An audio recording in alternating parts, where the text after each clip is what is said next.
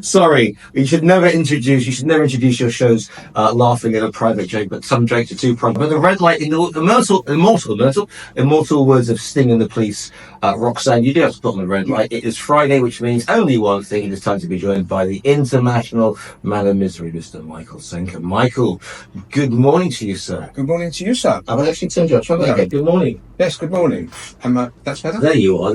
New microphone. You see, we knew you were coming in. Right. So you baked a cake. So we baked a cake and made sure the microphones are working. Right. Interesting indeed, Ashel.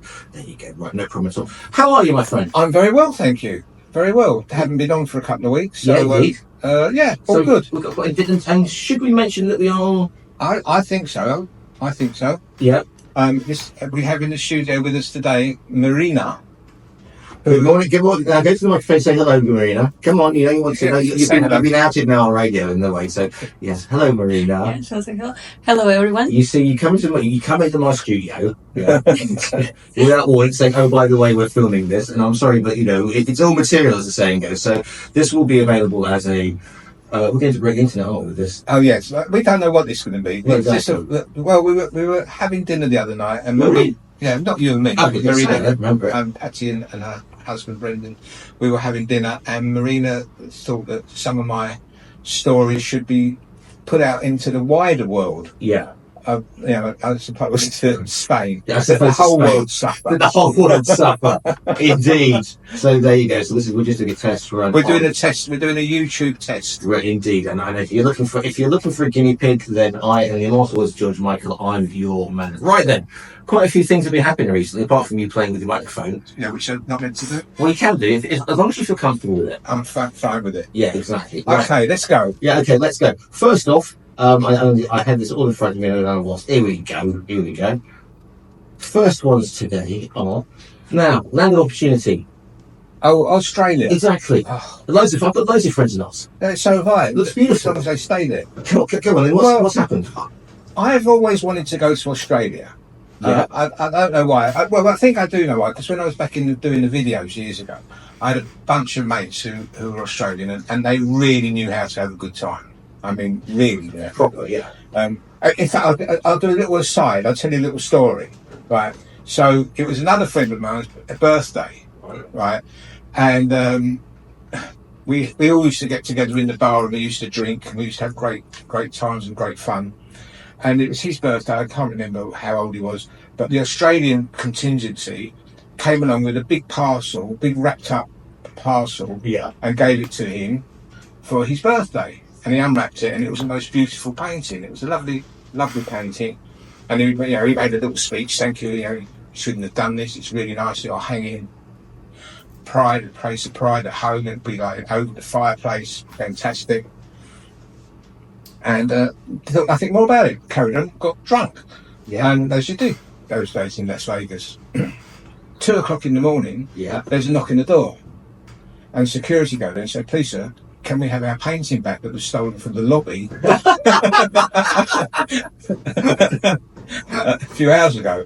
We've been tracing it all round on CCTV, and we realised that it was a joke. There'll be no further action, that we do need our painting back. Oh, brilliant. There's a great story as well that Sean Connery used to be in this parish. Yes. And it's Stanley Baker, who was obviously Zulu and all that. Yeah. They used to live down here. And in the 60s, they used to go out together drinking at nightclubs. And that was in the fashion when every nightclub looked like somebody's front room. Right. And so there were loads of paintings everywhere.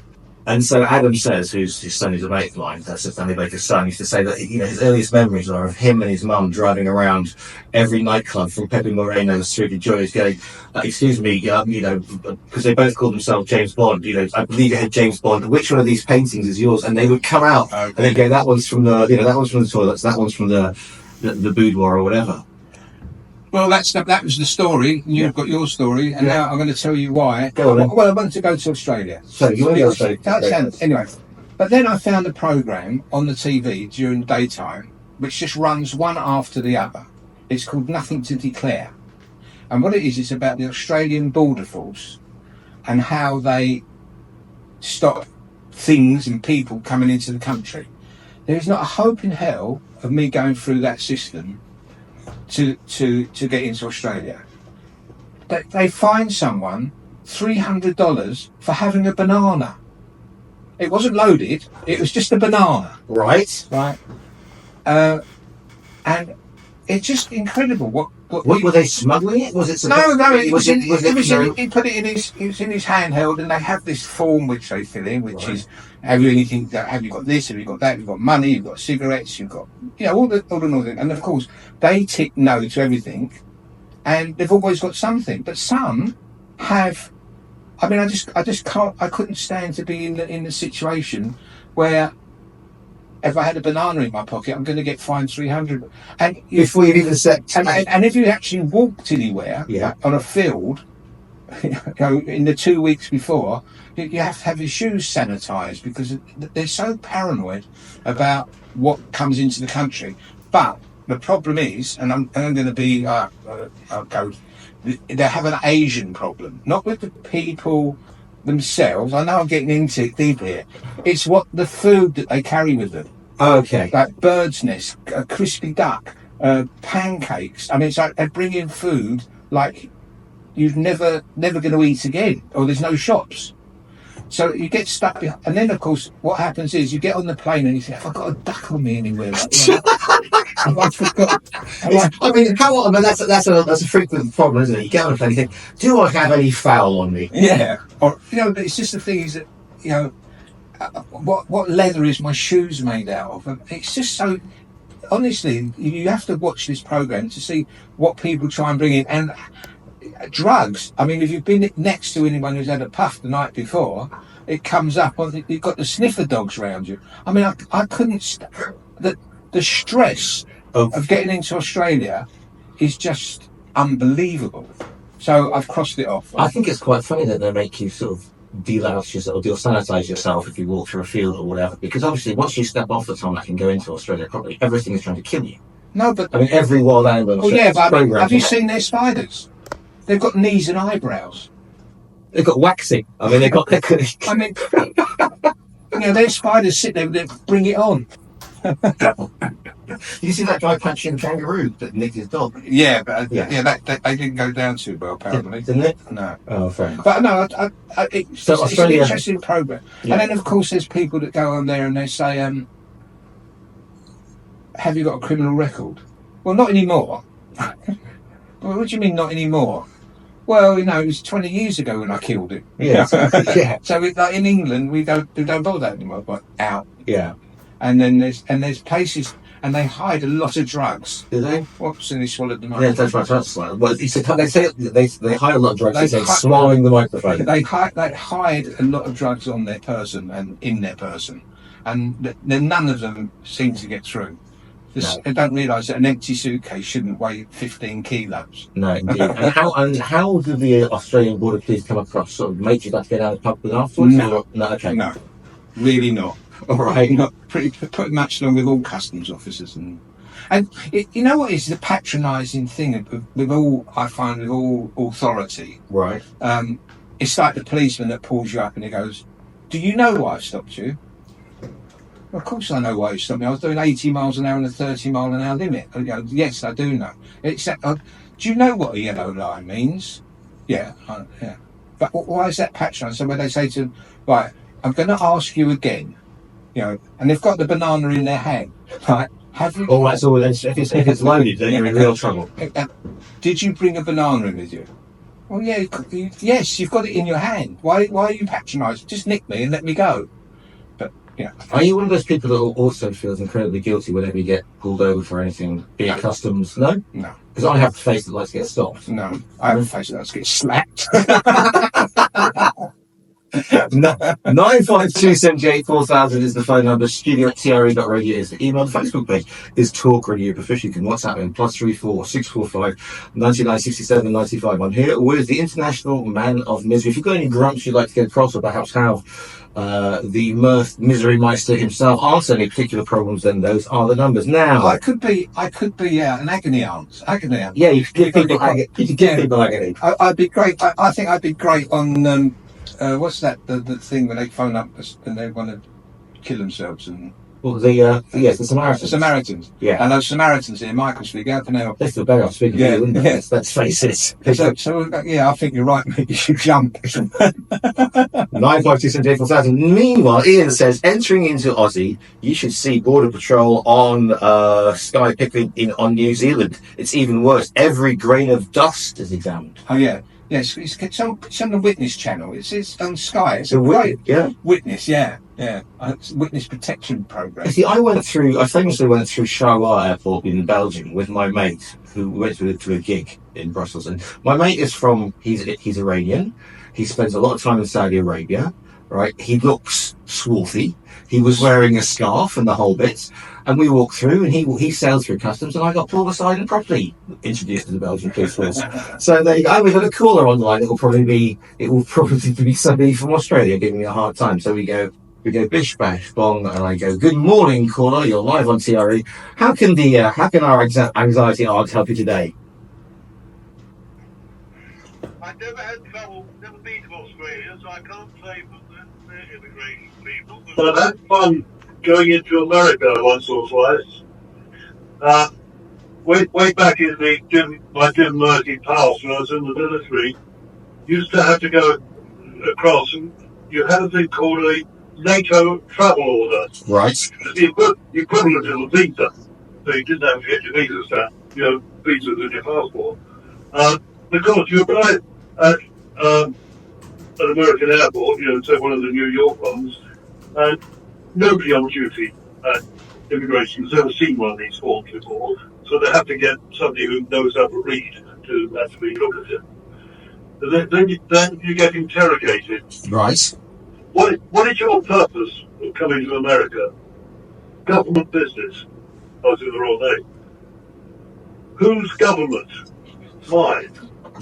Right. Why have you come today? Well, the obvious answer is because the bloody plane took off today. I didn't think that would go down very well.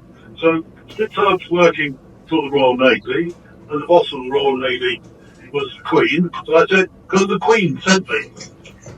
Really? And okay. What's that? Rico. That's about. I mean, if you mention Her Majesty's or the monarch's name, that normally gets you through quite quickly, I would have thought. Yeah, quite good actually. Yeah, the Queen sent me. Directly. Yeah, I always had problems. America was very scary. You can't make any jokes. You can't make nothing facetious in America. Yeah. Big problem with the fruit pleasure as well. What you were trying to enter with fruit and veg on your person? I once had my suitcase opened by them without them telling me. They just ripped the lock off it, and it just came back with everything flapping out of it, and a note saying it was opened by the TSA or whatever it is. Have a nice day. Have a nice day. Very sorry. We bear no responsibility for the damage we've done. Well, exactly. So new suitcase. Yeah, they were confiscating apples that were being bringing in. They're all lined up on the shelves back at the Well, exactly. The fruit frenzy at whatever airport is well known. Thank you for your call in, and have a lovely day. 952784000. I told you about famously. I tried to take some sand back and make a romantic gesture. Did I tell you about? No. Do you want to hear this story? Yeah, of course. All right. So I was seeing a young lady at that point, and we'd been to Tarifa, and in Tarifa, as you know, the sand is crystal clear. It's white. It's beautiful. And I thought, as a romantic gesture, I would take a Tupperware so that she could touch the sand of Tarifa where we had spent most of our memories. So of course I took this and put it in a Tupperware thing full of white sand and strode manfully through customs, not thinking about a second thing, of course. And so the next thing I knew, everything went off. Weapons were produced because obviously to the untrained customs. It's like box of cocaine. A box of cocaine, yes. And so then they were like, "What are you doing with this?" And then I explained. Before I was battened, I explained that, and they went, "Oh, of course, Tarifa." This is the Spanish side. How romantic, and was waved through, and with the sand. Oh wow! So there you go. So if you ever want to smuggle cocaine out of Spain, put it in a thing of sand. I don't think that's the best advice you've ever given, Giles. Right, come on. So where were we? We're leaving Oz now, and now we're going to America. Okay, which we've got through customs. I've got through customs, and unfortunately, I'm attending a funeral. Okay, very solemn. Actually, I'm not. It's just a leading. What is it with Ben Affleck's kid, right, that made the kid decide to announce that he was transgender at his grandfather's funeral? What on earth went through his head when he thought today would be the best day to announce this? I just have to get my head around this entitlement of the youngsters of today that think that they can just take over or do whatever they like without any repercussion, and it's just, I'm entitled to do what I like. It's my freedom. It's my this, that, or the other. What would make you decide to do it on the podium at your grandfather's funeral? Someone help me on this, because I think it's getting a little bit out of hand now. Right. If I was Ben Affleck, I'd take him home and give him a slap. Right. So, just for those who want to hear with a bit of background, this is Ben Affleck's child, Ben Affleck and Jennifer Garden's teen child. Sarah, a birth name Serafina, but now wants to be known as Finn.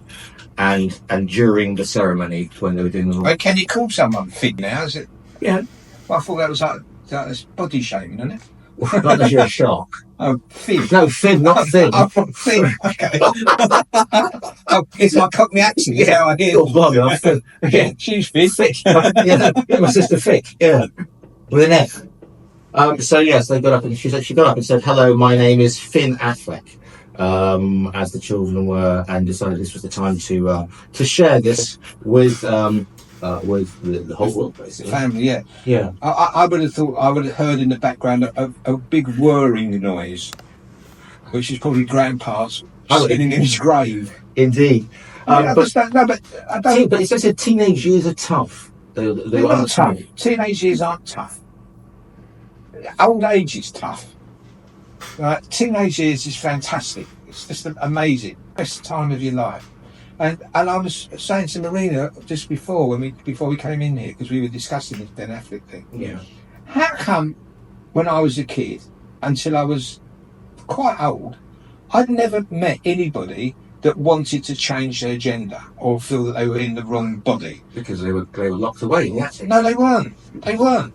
It's just it's this world is telling everybody it's great if you want to be a cat, dog. Large cafe fell with me in the morning. Yeah, no, but do you understand what I'm saying? Is how many kids did you know when you were growing up that turned out to be in the wrong body? Well, there was always one of the clocks, wasn't there? I mean, there was a guy, but yeah, there's always a normal. No, but it wasn't. Okay, there might have been someone effeminate or a girl that was a bit more tomboyish, masculine, whatever. But there was never anybody actually wanted to go and have their bits and bobs cut off. No, nobody ever said I feel like I'm trapped in it, but maybe that's just the school we were at. But the thing is, though, it's the. Sorry, what? I don't know. I mean, I went to school. I went to a prep school and then to a grammar school. So Yeah, I went to a private boys' college. Exactly. Well, that's really a bastion of man for death, isn't it? No. Okay. But what the other thing we're going to say here is the fact that it's the situation where you're at. I mean, it, Finn could have made that announcement anywhere else. But that's the point. Yeah. That's actually the point I'm making. Is don't do it at your grandpa's funeral. Yeah. Please feel free, and nothing against it whatsoever. If that makes you happy, fantastic. Don't do it at granddad's funeral. It makes it all about. Yeah, that's what I'm saying. It's the entitlement. It's all about me. Don't worry about it. Poor old granddad's popped his clogs, right? But look at me. I'm now what, boy or girl? What happened? It was a girl now. It's a girl, now it's a boy. Now it's boy. It's transitioning. We live to the lines we go. Morning, call you live on TRE. What have you got for our International Man of Misery? Good morning, Margaret. My opinion is that is the only opportunity you would have had where everybody would have been together. So you only had to say once. Yeah. Not to repeat it. He could have done it online anytime, and absolutely disagree 100%. Funeral is not the place to announce that you're transgender. Just Depends how raucous the funeral is, isn't it? But depends what. I don't know. I mean, if you're having a, I mean, Well, what about why not a wedding or a christening or something? Well, I think you celebrate the food and you celebrate the life of the person.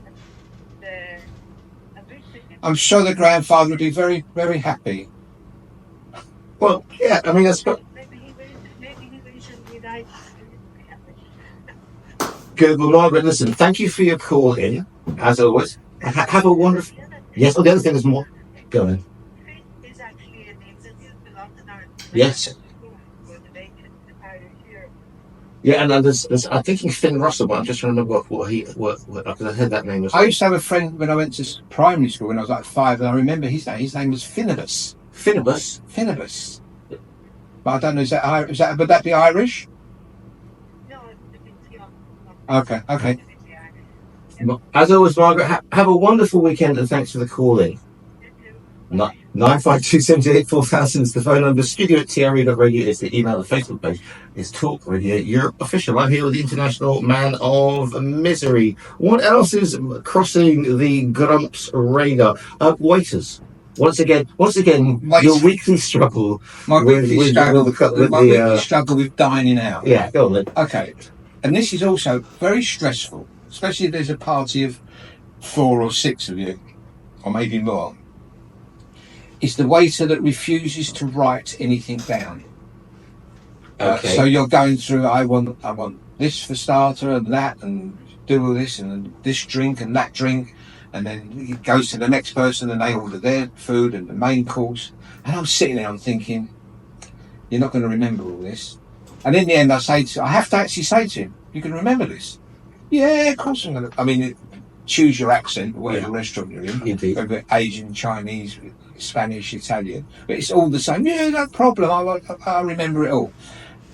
I know that they're going to get something wrong. I know that they're going to get.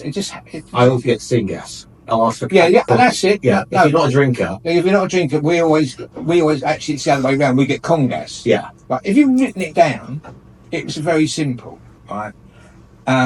So it's just the anxiety. Why? What is it? What is it? Is it some macho? Because I've never had the ladies waitresses or never seen this. This masculine macho thing is. I can remember 6 people's hors d'oeuvres, drinks, main course, desserts, liqueurs, everything. I can remember everything, and you don't remember it. And so, what happens when it comes back? Well, it's not the right thing. Do you either sort of goes, oh, okay, we'll just work around it, or no? So I asked for. Am I what? Am I sorry? Yes. Am I the sort of person that says, "Are you gonna?" No, I'm not. I'm the sort of person that says, "I told you to write it down." How hard is it to remember syngas instead of congas? How hard is it to remember chips instead of mash? Yeah. Or fideuà instead of whatever else? Fideuà. Fideuà. Do you like fideuà? I don't know what fideuà is. It's very skinny little noodles. Is it? Yeah. Sounds like a term of endearment. Little skinny little fideuà. My little fideuà. Yeah, so that annoys me. Right. And then the other thing that annoys me is the handheld things. Well, why does that annoy you? Well, because I'm getting nods of agreement here in the corner, by the way. they annoy me because they don't allow you to change things. So, like, okay, so you have a full English breakfast, and you say, instead of tomatoes, I'll have another sausage, or I have a hash brown. I don't want it for nothing. I just don't want the tomato on my plate. Give me another sausage, and I'll pay for it. No, can't do that. It's a number 7.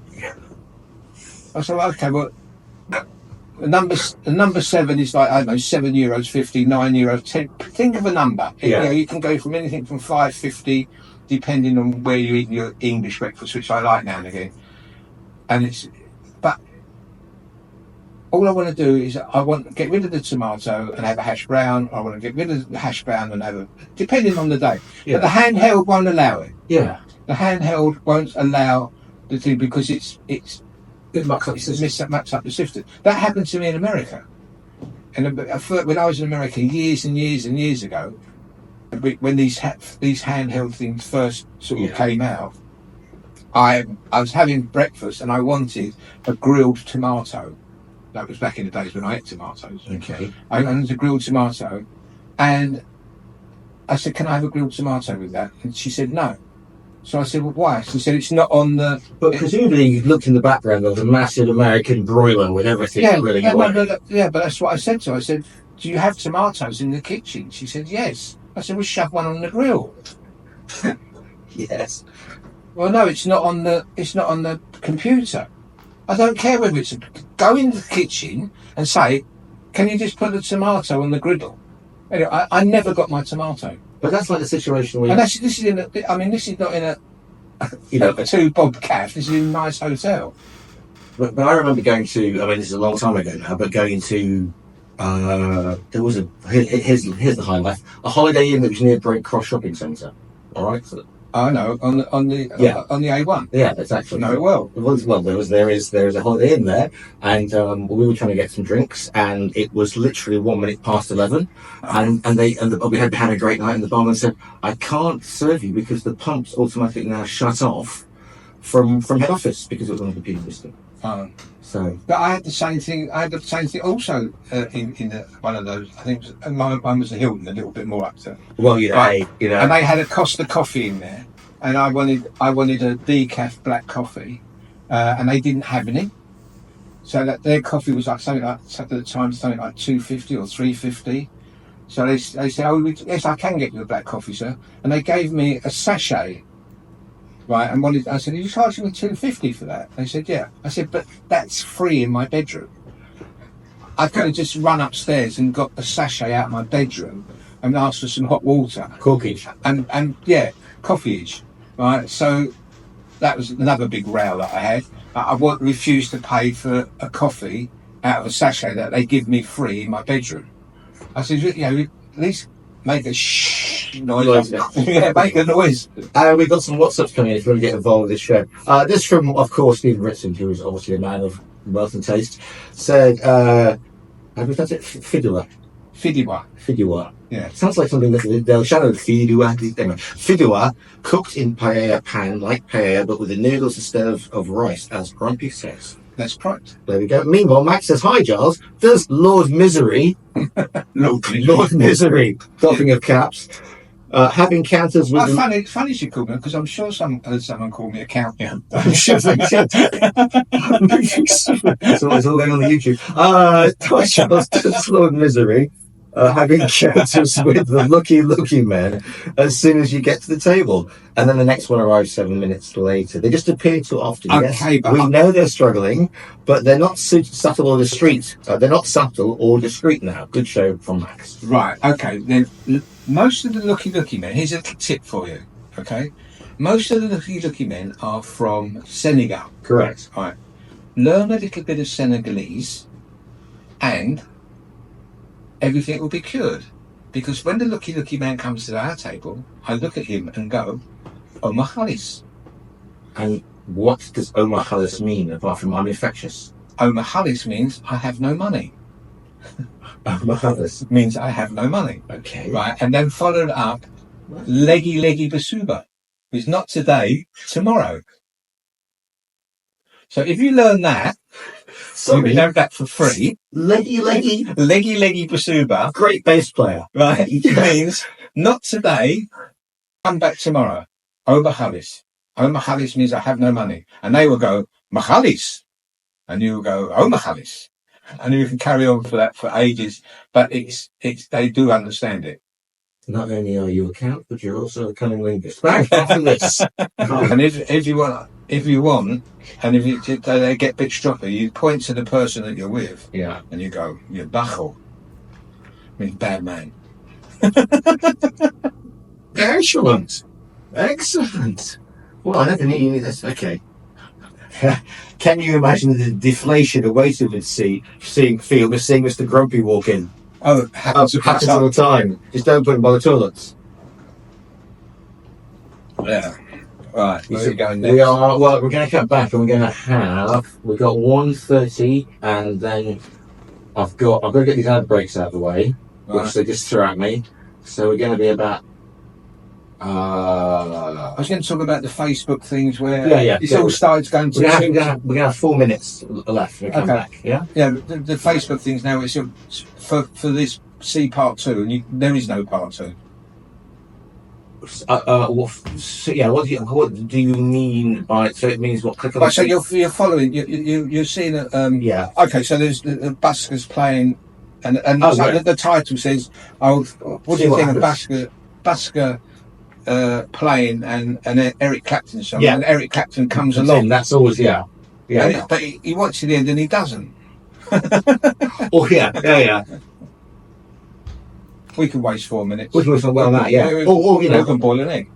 Or they rock up and they're considerably better than the artists themselves, like anyway. Yeah, but there's whole things now. There's someone's having an argument with someone and says, to see part 2 for part 2, and you can't find part 2, and then you get games and the whole Well, that's what X is like, or Twitter. I mean, you try and follow something. I know. If it wasn't for your striking profile picture, I'd be lost at sea. What? Oh, you like my profile? I like it very much indeed. I can only aspire to that level of. That's why I just do morning and views out my window. Has Marina seen my profile picture? It's very good. You see my profile picture on Twitter? Is it on Twitter? It's on Twitter. Seems like I'll be, You're listening to Talk on Radio my break. Let's talk.